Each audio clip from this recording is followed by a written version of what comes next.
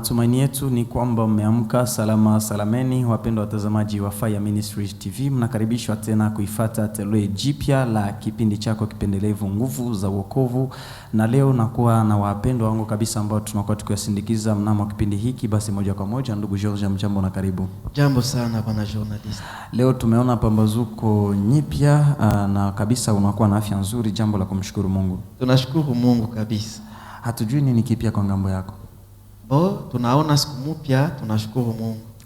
Shukrani za dhati ziwafikie eneo zote ambazo mnaendelea kunikopa sikio. Antonius Bafunyembaka jina langu, na kwa utangazaji pia niko na mtumishi wa Mungu Nabii Deborah Mpango Chimusa. Mjambo na karibu. Asante sana na tunashukuru. Kwanza niseme tena ni furaha kubwa sababu tunakupokea tena kwenye kipindi chetu cha leo. Tunashukuru kwa sababu kweli Mungu ametujalia siku mpya. Amen. Kwanza niwakumbushe kwenye nyote ambao mnakuwa mkinifuata kupitia njia za internet, kwa wote ambao wanaendelea kutufuata kwenye channel ya kwetu ya YouTube, wengine wanakuwa kabisa kwenye Facebook, wengine wanakuwa kutufuata hata kwenye Instagram, TikTok. Inakuwa kabisa ikitufurahisha sana kuona mnakuwa kabisa wengi mkivifuatilia vipindi vya kwetu. Namba zetu 0996587051. Basi hatujui kabisa leo tutakuwa tukizungumza mambo mazuri. Kwanza tunatuseme mjambo na karibu. Asante sana, na sababu ya hiyo tunamshukuru Mungu kwa sababu tumeona siku mpya tofauti na ile ya jana, na sababu jana imepita, leo sasa imekuwa ni mpya. Amen.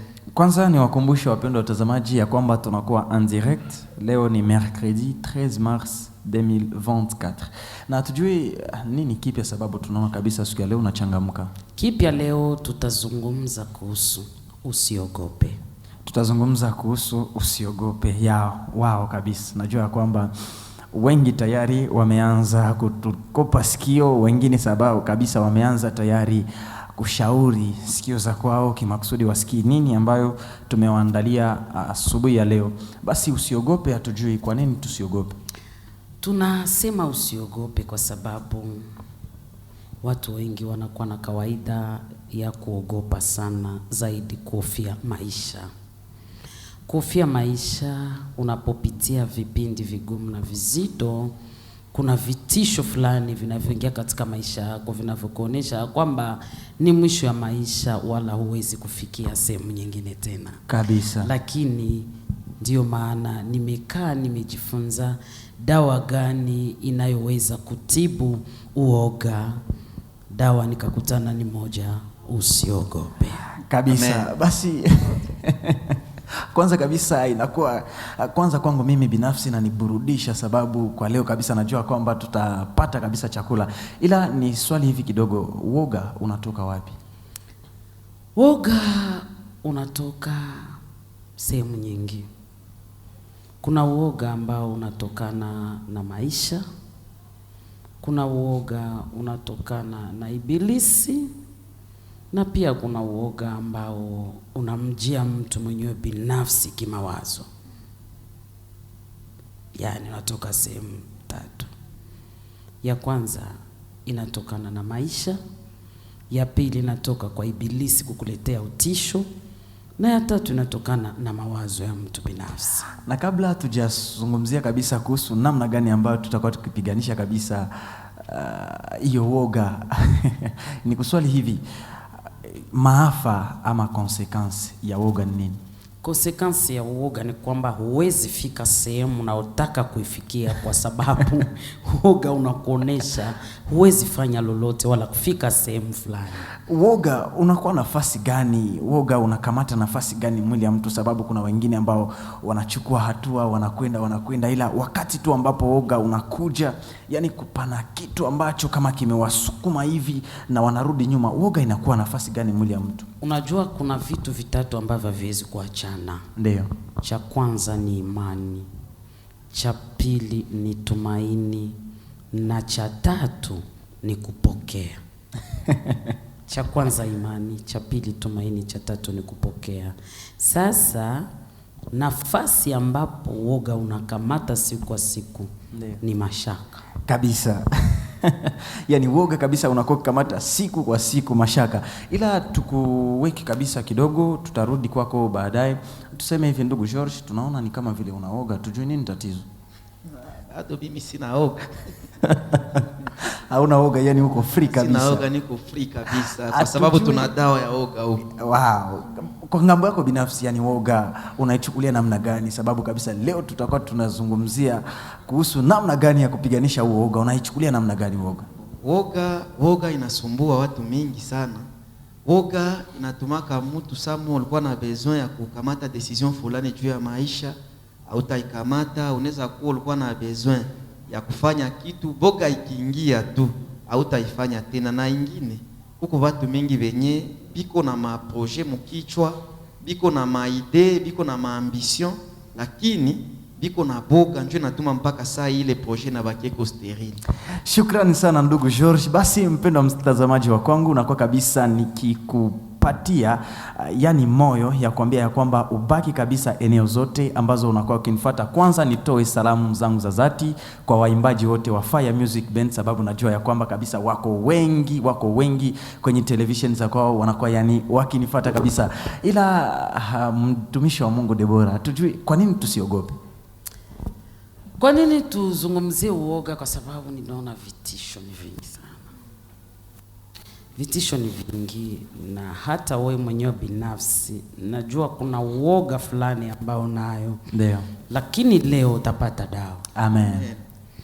Na kuhakikishia utapata dawa, kwa sababu Yesu ameshachukua nafasi ya kwanza kwenye maisha yetu. Ameshatupatia hiyo tumaini kabisa ya kwamba tusiogope.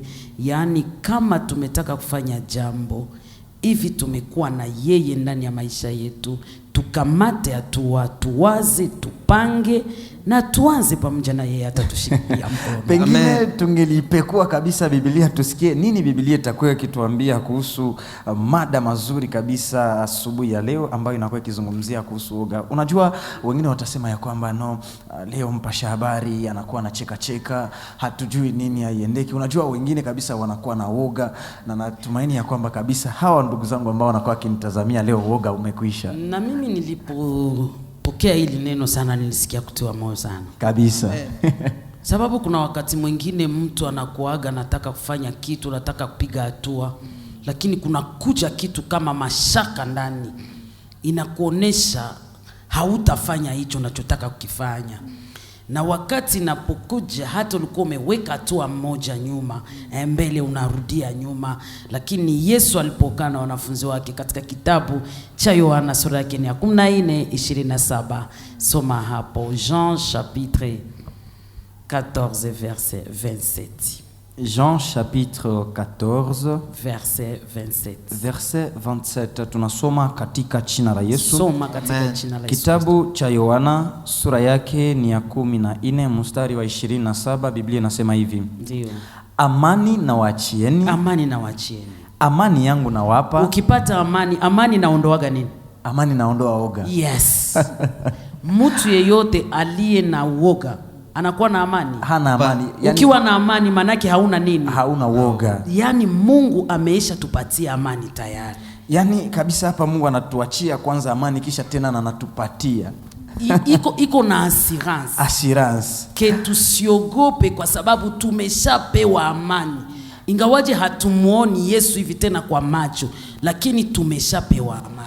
Na kitu hapa kinanitia moyo, aseme niwapavyo mimi, sivyo kama ulimwengu utoavyo. Unaona dunia, hata unaweza kutana kuna vita sehemu fulani, na wanasema wataleta renfort kusudi ije isaidie watu wapate amani. Lakini vita tu vinaendelea na watu wanaendelea kupata matatizo, ingawaje renfort imefika, lakini kuna vita. Ndio. Sasa hiyo ni renfort ya dunia. Ndio. Lakini hapa Yesu anasema amani ni wapavyo, si kama ile ulimwengu nayowapatia. Kabisa. Mimi ninawapatia amani ya kudumu. Amen. Ninawapatia amani isiyokuwa na mwisho. Amen. Ninawapatia amani ambayo haina wasiwasi, iko na uhakika. kabisa. Unaona kwa kipindi cha mafundisho ulikuwa unapana formation pale, ulikuwa natufundisha kuhusu actualite. Unaona hii iko sahihi. Ndio. Ilikuwa na itakuwa. Amen. Ya actualite kwa watu wa dunia wanaonesha kwamba ni present. Ndio. Lakini kwa Yesu ayo iko present, present na future. Yani kabisa ili ni neno ambalo tunakuaga tukiita ni information yenye iko au parfum de l'actualité. Maki saa yote. Ayo ni saa yote. Wakikuuliza kinini kinaendelea leo, utaeleza ni amani. Amen. Wakikuuliza kesho kinini kitatokea, unasema amani inakuja. Tunaiishi saa hizi, tutaiishi na tuliishi. Aseme msifadhaike mioyoni mwenu. Wala msiwe na oga. Amen. Kwa nini anatuambia tusiwe na woga? Sababu kuna kuja amani. Si kwa sababu kuna kuja amani. Sababu ametupa. Sababu tunaishi amani. Kabisa. Amen. Wakikwambia nimewaachia. Kama ninakwambia ninakuachia hii mic yako. Nakwambia nimekuachia hii microphone yako. Wakikuuliza una nini mkononi utasema una nini? Nina microphone. Kwa nini? Sababu nimeachiwa. Kesho wakikwambia uje uimbe hapa ama ufundishe hapa, utakuwa na uhakika ya kufika unafundisha na unafanya nini? Na mimi naimba na mimi nafundisha. Utaimbia na utafundishia kwa chombo gani? Kwa microphone. Kwa sababu gani? Nimeachiwa. Yani ulikuwa na microphone ulipewa, na unakuwa na microphone na utakuwa pia na nini? Na microphone. Yes. Aseme iko jana, leo, kesho na hata milele. Na hata milele. Aseme nimewaachia amani. Yani msiwe na uoga sasa, kwa sababu nimewaachia nini? Amani. Ndugu George, hatujui wametuachia assurance. Kwa ngambo yako unayakutana namna gani? Wametuachia amani. Mimi nakuta kama deja ile kosa vile assurance. Mungu anaturasire kama anatupatia amani. Lakini nilikuwa naulizo kidogo na mimi ningeuliza. Ndio. Mtu akikuwa ndani ya Yesu sisipozeke iko deja na amani, haiko vile. Sasa kunakuwa wakati yenye Mungu analeta vipimo ya imani ndani ya maisha ya mtu. Eske mtu mwenye iko wakati ya vipimo ya imani anakuwa na amani? Ndio ulizo kwanza hivi. Sikia, kuna tofauti kati ya imani na amani. Matumaini na amani. Kabisa. Unasema kuna kuaga wakati mtu anampenda Mungu na yuko kwa kipindi cha kipimo cha imani. Cha imani. Hiyo unasema ni kipimo ya imani. Lakini hapa Yesu anazungumzia amani. Amani kwa French tunaita la paix. La paix. Ndio. Tunaita nini? La paix. Kama tunaita la paix, imani iko la foi. Ndio. Matumaini iko esperance. Unasikia? Unakutana ni vitu vitatu vinaachana. Kama uko kwa kipindi cha kupimwa, unapimwa kwa mzani, lazima ujue umefikia wapi. Na nimekuambia siku zilipita, sikusema kwamba kwa sababu umepitia mazito na magumu Mungu haiko na wewe. Kabisa. Amen. Alituambia hata tutapitia kipimo na kipindi, lakini ametuachia amani. Amen. Kama ametuachia amani, ingawaje tutapitia vipindi, tusiogope. Kabisa. Haleluya. Amen. Unajua adui ya imani na ile kutokubelieve ni mashaka. Kabisa. Amen. Ile kutokubelieve ni mashaka. Njoo inakuwa inatuonesha, unaona unamcha Mungu, unampenda Mungu lakini kazi imekufa. Unaona unampenda Mungu lakini watoto wamepata shida. Unaona unampenda Mungu lakini uchumba umeharibika. Hauna tena pesa, hauna makao. Yesu amesema nimewaachia amani. Kama ametuachia amani, tunabakia tunalembelelea kwa hii kitu ambao Waswahili wanasema tunalembelelea kwa hii kitu. Assurance iko kama hata kwamba tunapitia mazito, ametuachia amani. Ile amani ni akiba. Oh, haleluya. Amen. Amani ni akiba. Anatugusia ndani, anatupatia. Anasema nimewaachia. Kama unataka nunua kitu chako, unaweza pita fasi unakutana kitu nakipenda. Ndio. Mwenyewe unajua hazina yako mna nini? Unajua hazina? Ndio. Ni nini? Yaani hazina kwa sababu vile mfuko. Trésor. Trésor. Unajua mna ngapi? Ndio. wanasema hii kitu ni ya bei fulani, acha niende nichukue pale kwa ile hazina yangu, niende ninunue hii kitu, si vile? Na unaenda unachukua kwa hazina yako, unaenda unanunua kitu. Baada ya kununua ile kitu chako, utakifurahia. Ulienda nunua kwa hazina kwa sababu ulijua hazina yako mna kitu, si vile? Na ndio vile amani aliyotuachia Yesu ayo iko tu. Oh my God. Amen. Amen. Ndio maana mimi nasemaga hata Kongo ikapigwa vita kwa sababu ya hazina tunayo sisi watumishi wa Mungu, one day nchi itabadilika. Amen. Unaona, hata vita inakuja, hata maproblem zinapita njia ya imani, gangamana tu na Mungu kabisa. Unakuwa nagusa mwazina aliyotuachia, unatosha huo. Hakuna kipindi kizito kikubwa cha ajabu kama mtu kukosa amani. Hakuna kipindi cha ajabu kama maisha ya uoga. Ndio maana hata unapimwa gusa mkese ya kupata amani. Ila kabisa, mnamo matamshi yako umetufahamisha ya kwamba pale ambapo ulikuwa ukitafakari kuhusu mada hiyo ilikutia moyo sana. Niulize hivi, yani sababu kabisa kama vile watazamaji wa kwangu nao wanavishuhudia, yani kabisa leo naona umependeza. Niulize, umependeza sababu ya mada hiyo, sababu imeondoa mashaka, ama kuna vitu vingine ambavyo hatujatambua bado? Kuna mwimbaji mmoja anaimba hivi: rehema zako, fadhili zako kila asubuhi ni mpya tena, zanifariji moyo niamkapo. Yani kila siku ni mpya kabisa. Kama jana nilikuwa hivi, leo nitakuwa hivi. Amen. Kwa sababu kila tunavyokuwa navyo ni baba yetu katupea. Amen. Leo anatuambia mtakuwa hivi, kesho anatuambia mtakuwa hivi. Amen. Yani sababu kabisa tunakuwa tukizungumza kuhusu huyu adui woga, tutampiganisha namna gani? Tutampiganisha kwa imani tu na kujiamini. Kwa imani na kujiamini. Kujua kwamba tayari tumepata amani. Kama tumepata amani, ngawaje uoga umekuja, lakini amani iko. Amen. Kuna akiba ya amani. Ule adui tutampiganisha kwa njia ya kusimama kwa zamu. Amen. Amen. Kufukuzana na pepo ya mashaka. Kufukuzana na pepo ya kusema siwezi weza hiki, siwezi tembea hapa, na siwezi kutana na watu fulani. Mimi kawaida yangu nakuwa na believe naweza kutana na kila mtu, naweza onana na kila mtu, pia naweza fanya kila kitu. Amen. Ila Wakristo wa sasa wanakuwa na uoga sababu wengine ingawaje wanaomba Mungu na Mungu anawaahidi atawapa vitu, ila unakutana wengine wanasema ya kwamba hivyo vitu ndavipataje na sina shughuli ama harakati ambazo nakuwa nikiziendesha, pengine wengine hawana biashara ambavyo wanakuwa wakiviendesha siku baada ya siku.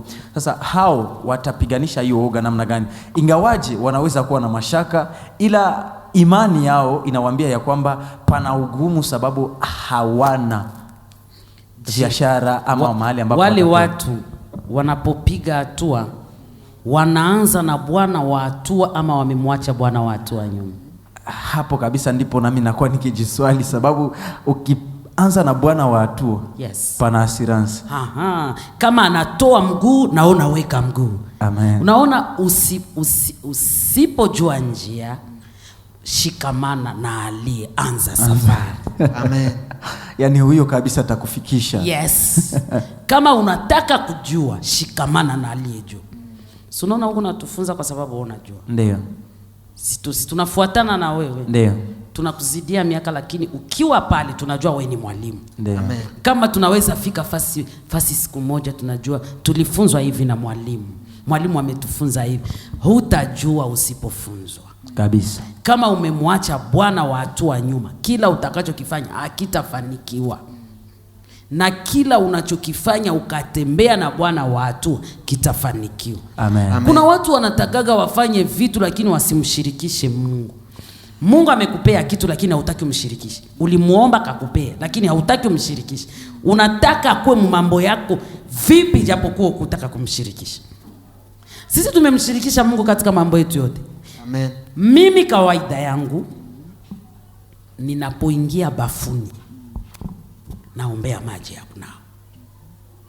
Ninapoweka sabuni naombea sabuni. Ninapotaka paka mafuta naombea mafuta. Ninapotaka vangu naombea nguo yangu. napotaka kuvaa kiatu naombea kiatu, alafu nikiondoka naondoka na utukufu wa Mungu. Amen. Sasa unataka Mungu ashiriki mambo yako vipi japokuwa haukutaka kushiriki? Yani hiyo kabisa nagundua ya kwamba Wafaransa katika lugha la Kimombo yani wanasema secret. L'on est cloché de caille. Amen. Unaona kwa nini mavazi ya watumishi wa Mungu ndio munakaa deliverance ya watu? Kwa nini? Sababu tu ya hizo microphone yangu mimi nikakupea ni deliverance na muujiza kwako kabisa, kwa sababu kila kitu changu nimekishirikisha ndani Mungu. Amen. Nimemwambia Bwana shiriki kila cha kwangu. Kuna wakati mwingine watumishi wa Mungu hawaombi, lakini anaweka kiti chake alichokikalia na anakuambia kuja ukae hapa. Ndugu yangu, kwa kuweka makalio hapa tunaweza kukutaabisha kama una mapepo wewe. Kabisa. Jina la Bwana libarikiwe. Unaweza shindwa kaa hapa ijapokuwa ni kiti kinachofanana na chako. Kwa nini? Kuna nguvu fulani imetokea kwa watumishi wa Mungu. Wameiacha kwa kiti ili atakayekaa hapo apokee ishara. Kabisa. Ndio maana uoga ni adui ya maendeleo. Kabisa. Ni adui ya imani.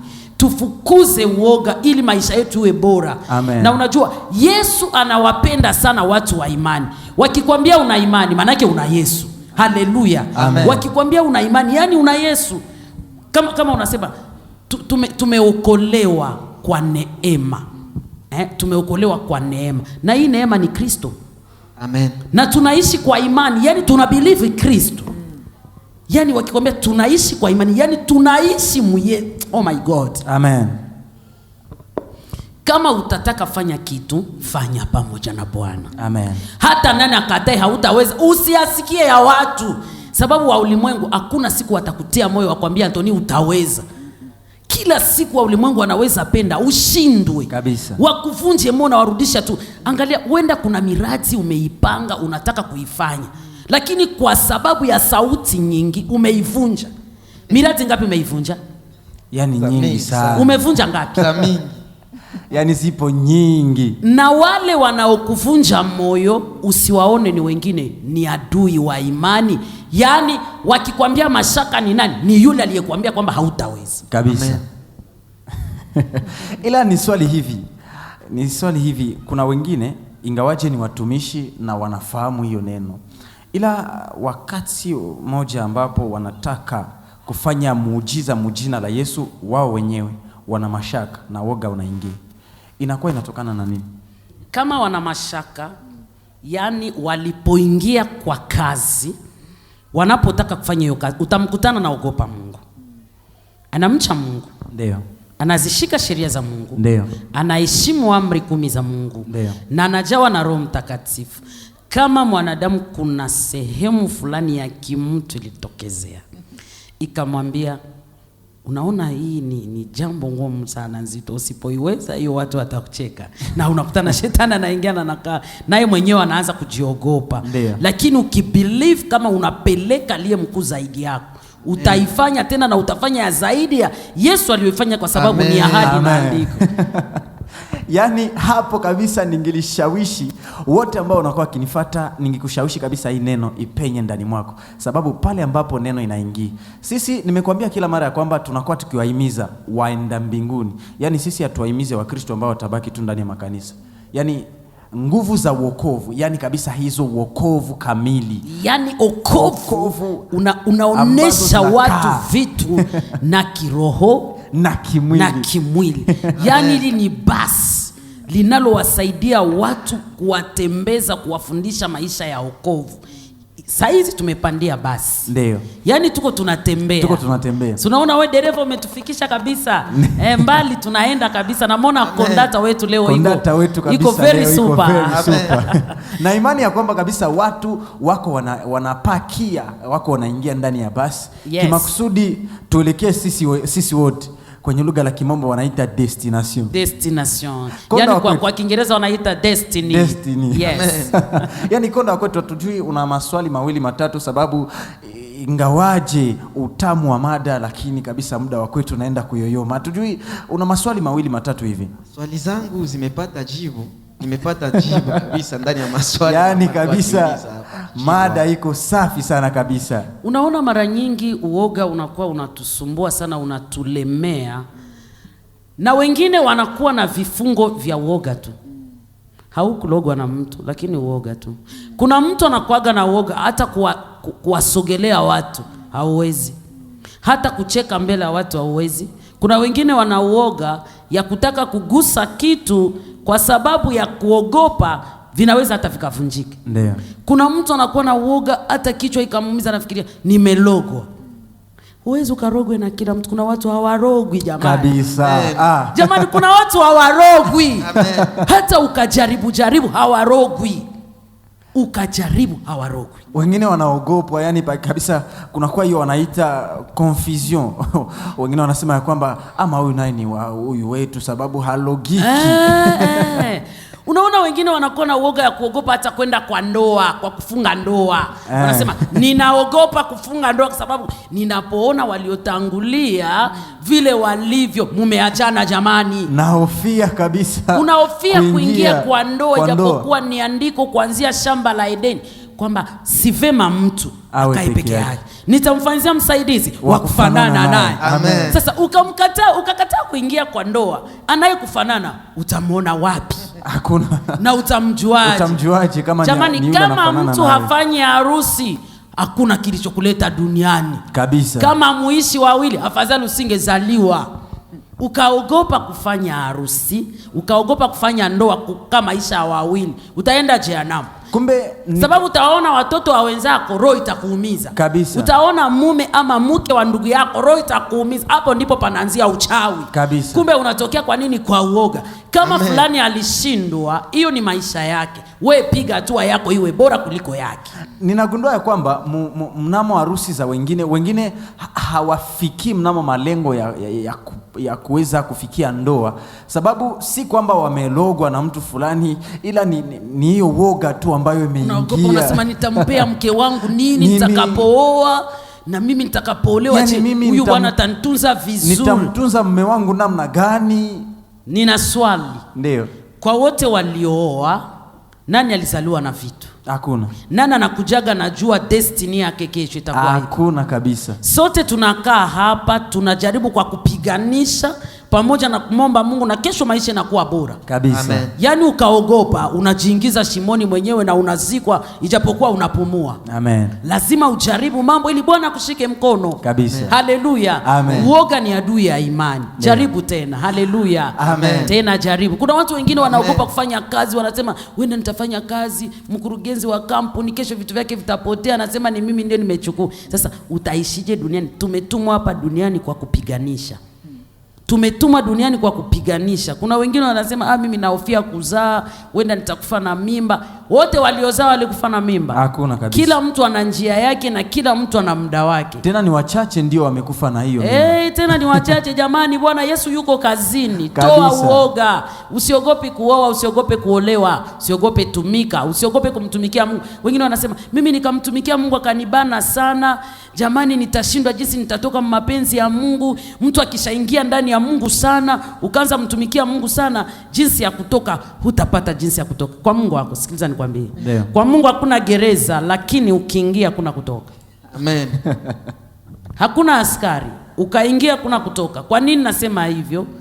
Kuingia kwako ndani ya Kristo na kumtumikia si kwa faida ya Mungu, ni kwa faida yako kabisa. Amen. Sababu unapokaa kwenye gereza la shetani, Mungu anakufungua unapokwenda kwake.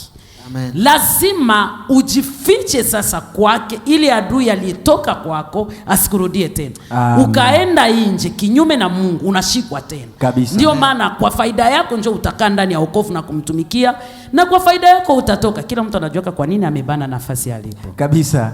Basi mpendwa mtazamaji, ingawaje kabisa matamu ya mada kabisa, najua ya kwamba leo hili ni toleo la kwanza. Jichunge vima, kwa sababu kuna kuja kabisa toleo la pili ambalo litakuwa kabisa matamu zaidi. Ila tunafika mnamo kipindi cha kuwashawishi watazamaji wa kwetu. Yaani ndugu Akonda unawashawishi watazamaji wa kwetu nini? Inawashawishi kufuatana na mada yenye tuko nayo, waondoe oga kusudi Mungu awasaidie, kwa sababu inaonekana kama oga kiingia imani na kimbia. Yes, ukasoma katika kitabu cha Timotheo wa pili sura yake ni ya kwanza na mstari wa 7 mpaka 9 pale. Kitabu cha Timotheo wa pili, de Timothée chapitre 1 ndio pale. Timotheo wa pili sura ya kwanza mstari wake ni wa 7.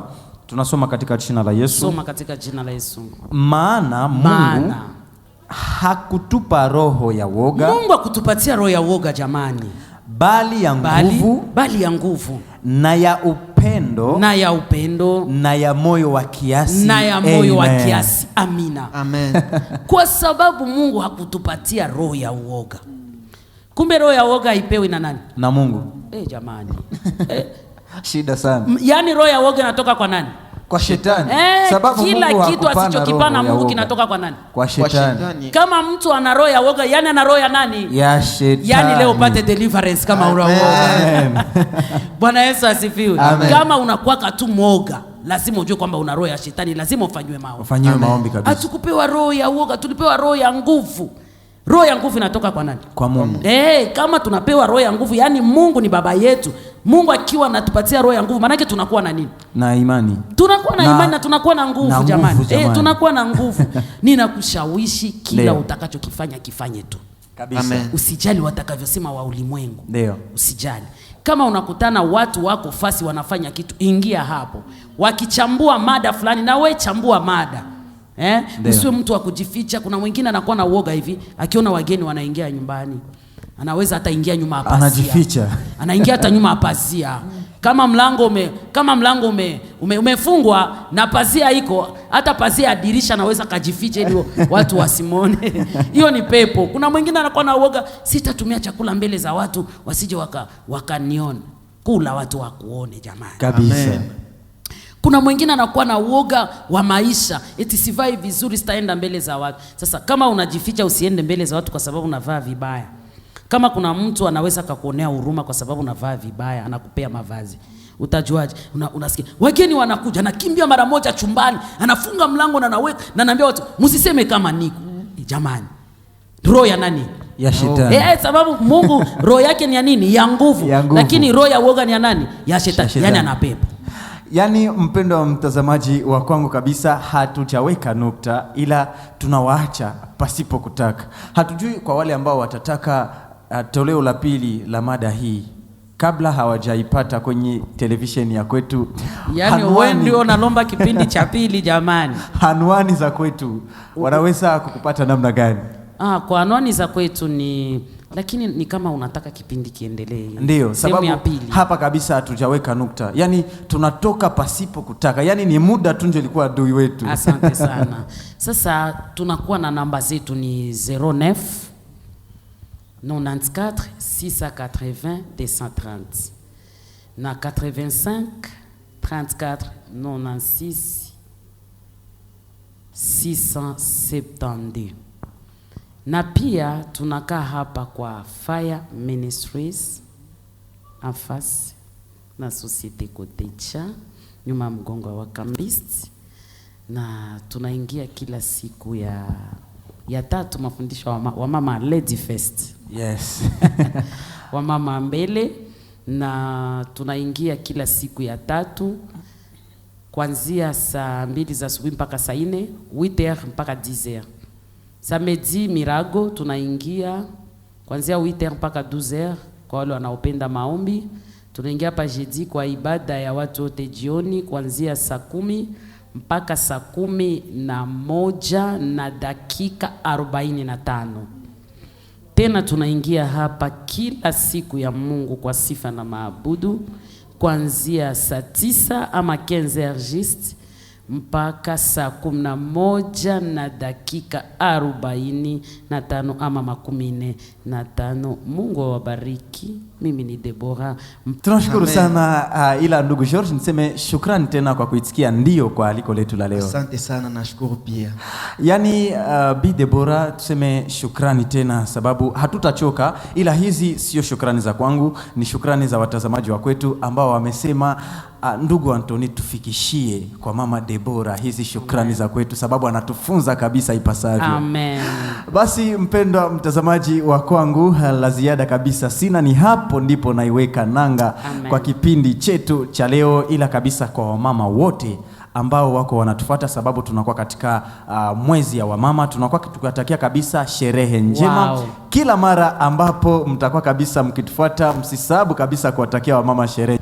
Basi mpendwa mtazamaji wa kwangu, la ziada sina, ni hapo ndipo naiweka nanga kwa kipindi hiki. Antonius Bafunyembaka jina langu, nilikuwa kwa ajili ya utangazaji.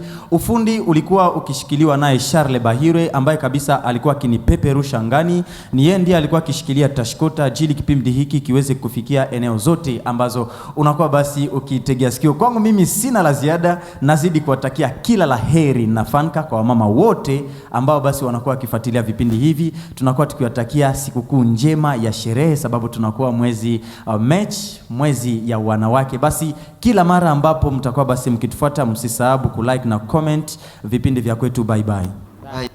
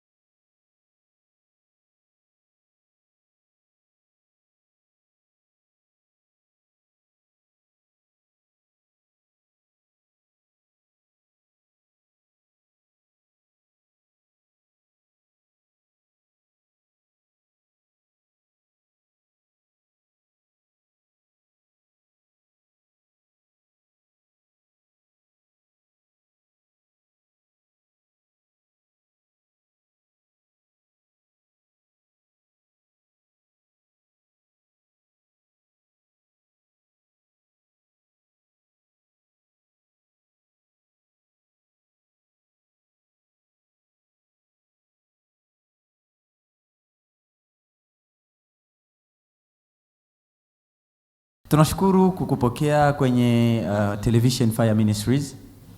Tunashukuru sana, na mimi ninafurahi kupokelewa. Ila kabla kabisa sijasema habari fupi, atujui wamama wanaandaa nini kwa Fire Ministries? Oh la la, wamama wameandaa mambo mazuri sana. Tutakuwa na kipindi cha 7 kwa mwezi huu, le 22 na le 23 ya mwezi huu, mois de mars, mwezi ya wamama. Tutakuwa hapa kwa kipindi cha 7 kinachosema tumtengeneze chumba. Na kwa machache, kwa nini mmekusudia kabisa kuandaa toleo la 7 la hiki kipindi cha wamama? Tulikuwa tunataka wamama wajue kujipanga, sababu wamama wengine hawajui kujipanga kabisa. Sasa tulikuwa tunapenda tuwafundishe, kama tutawafundisha kuhusu kutengeneza chumba, sababu ni kipindi cha 7, lakini kiini cha neno mwanamke kujua kujipanga. Basi mpendwa mtazamaji wa kwangu kabisa, hapo ni mwanamke kujua kujipanga. Najizuia kabisa kuuliza maswala sababu pengine tunaweza tukaanzia mada hapa, ila kwako we mama, hatujui nini tuwaambie wamama wa mji wa Bukavu. Wamama tunawaambia, tunasema karibu sana, sababu tunajua kuna mema yameandaliwa kwa ajili yenu. Unajua wamama wengi wanafikiria tu kukaa kwenye unyumba, wapige chakula, watengeneze vyumba, wafue mavazi, watengeneze watoto, inatosha. Unajua kumchunga ama kumlea mwanaume ni mradi mkubwa, ni projet ya mkubwa sana. Watu wawili kukaa pamoja sio jambo rahisi. Unajua wakati Mungu alimpea Adamu maono, alimwambia atamtengenezea wa kufanana naye. Alimwambia atamtengenezea wa kumfanana naye, nyama katika nyama yake, mifupa katika mifupa yake, kwa sababu kuna kitu fulani ama responsibility fulani Mungu alikuwa alimwekea Adamu, lakini alikuwa anataka apate mtu atakayemfanana kusudi amsaidie kusukuma maono. Kabisa. Basi hatujui kwa wale ambao watataka kushiriki kwenye kipindi hicho, masharti ni gani? Hakuna sharti yoyote ile. Sharti ni kwamba ni saa tu, tutaingia na 8h juste, tunamaliza na 11h. Itakuwa 2 jours na itakuwa hapa kwa Fire Ministries. Tunasema wamama, mwito wa mama wote, injili kwa watu wote, wamama wa unyumba msikie, wamama wa unyumba msikie injili, mpate hekima mzijenge nyumba zenu. Mke wa hekima nani amupate, anapita dhahabu kwa bei. Akiwa na hekima tajenga nyumba yake, na mujenga ibomoa na mikono yake. Nasikia unapenda hii. Yani hapo kabisa ujumbe wote. Unapenda hii nyimbo sana. Ujumbe wote uko katika nyimbo hiyo.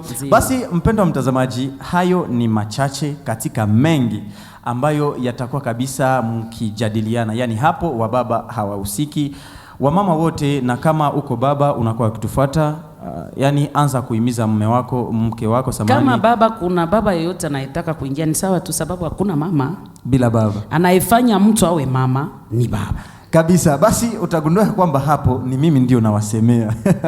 Mulipaswa kabisa kutoa shukrani zenyu kwangu. Basi wababa wote, wamama wote, karibu sana kwenye Fire Ministries. Basi shukrani kwako wewe ambaye ulikuwa ukinitegea sikio. Najua ya kwamba utakuwa kabisa ukisambaza ujumbe huu kimakusudi, tuwe wengi, tuone kabisa wengi tunahimizana, na ujue ya kwamba hakuna baba bila mama. Hayo sio matamshi ya kwangu, ila ni masemi yake Bi Deborah. Basi tuseme asante, sababu kabisa tena tunakuja kupitisha muda mchache pamoja na wewe. Shukrani sana, mimi nashukuru.